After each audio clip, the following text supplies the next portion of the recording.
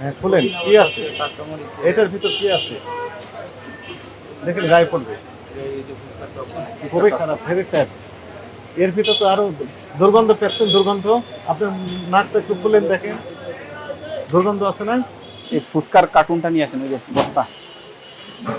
আচ্ছা, যিনি এখানকার এই যে পরোটা তৈরি করেন, কে পরোটা তৈরি করেন?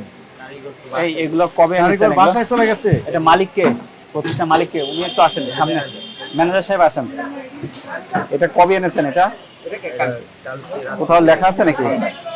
আপনারা নিজেরাই তৈরি করেন? তাহলে এগুলো লেভেল থাকতে হবে তো।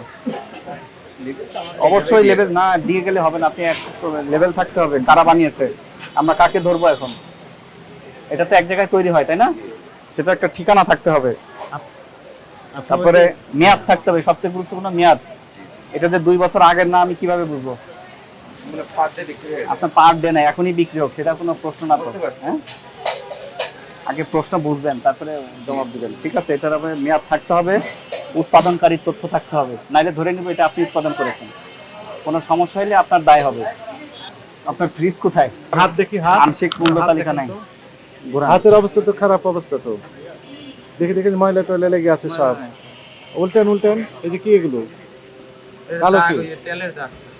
এই যে কর্মচারী যারা খাদ্য উৎপাদন বা প্রক্রিয়াকরণের সাথে জড়িত, হেলথ সার্টিফিকেট নিয়েছেন তাদের জন্য। কারিগর যারা, কতজন কারিগর? আমাদের দুইজন আছে। হেলথ সার্টিফিকেট আছে তাদের? আপনি বলতেও পারবেন না। সিভিল সার্জনের কাছ থেকে হেলথ সার্টিফিকেট নিতে হবে যে ফিজিক্যালি তারা ফিট, তারা কোনো রোগে আক্রান্ত না, ঠিক আছে? আপনাদের কিন্তু মূল্য তালিকা নাই কিন্তু। ওইটারে যে দেখেন টক আছে মনে হয়। এত নোংরা জায়গায় আপনারা কাজ করছেন। হ্যাঁ, এখানেই তো জীবাণু ইয়ে করছে। এটাতে কি? এই অবস্থা তো মোটেও সুখকর না, খুবই খারাপ অবস্থা, ভেরি স্যাড। স্যাঁতস্যাঁতে অবস্থা। এগুলো কি রেখেছেন? বোতলই তো মশলা। মশলার বোতলের গায়ের অবস্থা যদি এই হয়, তাহলে ভিতরে কি অবস্থা হবে বলেন? পরিষ্কার করেন না কেন?